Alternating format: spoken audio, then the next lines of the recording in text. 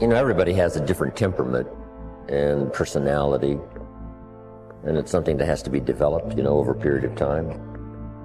We all must deal with that dark side of our nature, the positive side of our nature, and it isn't that it ever gets done or finished, but that we should suppress those things that would cause us trouble, not only within ourselves, but cause us trouble with someone else.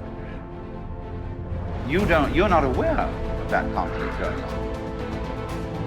Because conscious attention doesn't need ordinarily to focus upon it.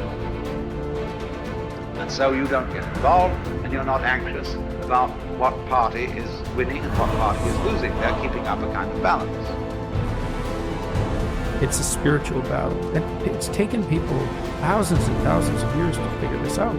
You can find that and just look inside: inadequacy, weakness, susceptibility to temptation, narcissism, pride, envy, revenge, resentment, frustration, lack of faith, all of that.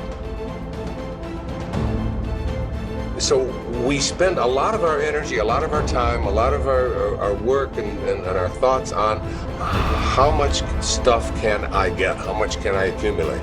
And the problem that comes up with this is that if you believe that you are what you have, if you really believe that, so we have a, almost like a dilemma. If I am what I have, then when I don't, I'm not. I start to get really terrified. I start to get really scared when I don't have as much stuff as I want to have, or when other people have more stuff. So we spend a lot of our energy comparing ourselves to what other people have. Jump on the positive side of whatever you want. See if you can't help out in this warfare, in this push-shove match. That's the key. That's why the old wise man said, we must learn to love and hate. So underline that. You must learn to love and hate. And the illustration he used was, you must learn to love good and hate evil. But the major key to your and my future, the major key to you and mine being able to put our lives together, to get up and move forward, the major key to creating the next greatest version of ourselves and looking out for our families and improving our lives and our community. The major key is you. It's me. It's all of us. We have to decide that we're going to take responsibility.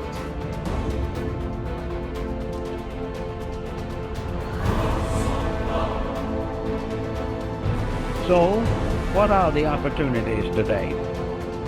Probably one of the best forms of growth that we can work with now is cooperation and service to each other.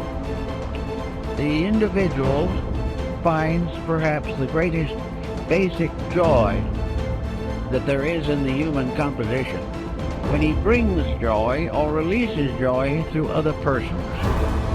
One of the simplest things we can do is to plan a program of helpfulness, a program of not thinking about ourselves, but earning the respect, admiration, confidence, and affection of other people.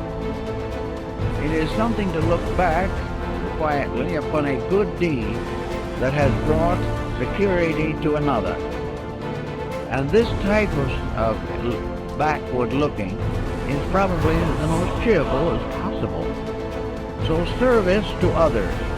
If you do not know what to do, help someone in desperate trouble.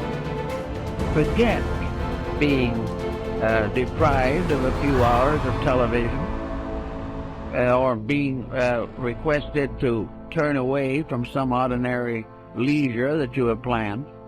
But try to see what you can do to help other people. Now, if you have special trained abilities in these matters, there are many opportunities that open themselves to the person who really wants to help. If you have music as a background and have the abilities, find some young people who want music and cannot afford it. And instead of sitting around gossiping or answering phone calls, take these young people and try to educate them or help them in their musical lessons. If you are in business, take young people who need business training. They will not get proper training in school, but they can get it from someone who has been through it and knows what is right and knows what should occur and what should not occur. Everyone can do something, and out of the best they have done themselves, share with another.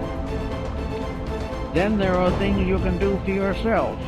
If you are not in a position or do not feel equipped to work with other people, then work with yourselves. Develop those faculties and powers which are not functioning properly today. Look over your own life and see what your mind is doing. Is your mind growing? Or is it just heaping up one prejudice on top of another?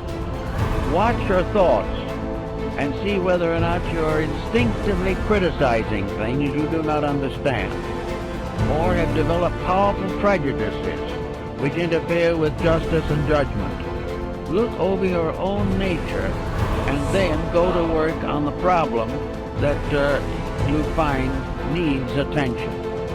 It is not good, however, to try to simply convert yourself.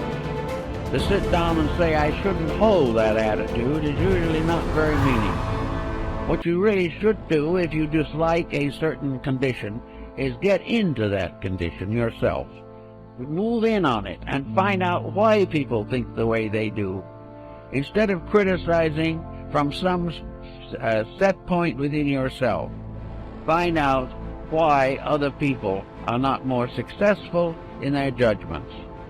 I know a number of persons who have simply gone into various walks of life which are not their own in order to find out how other people really live.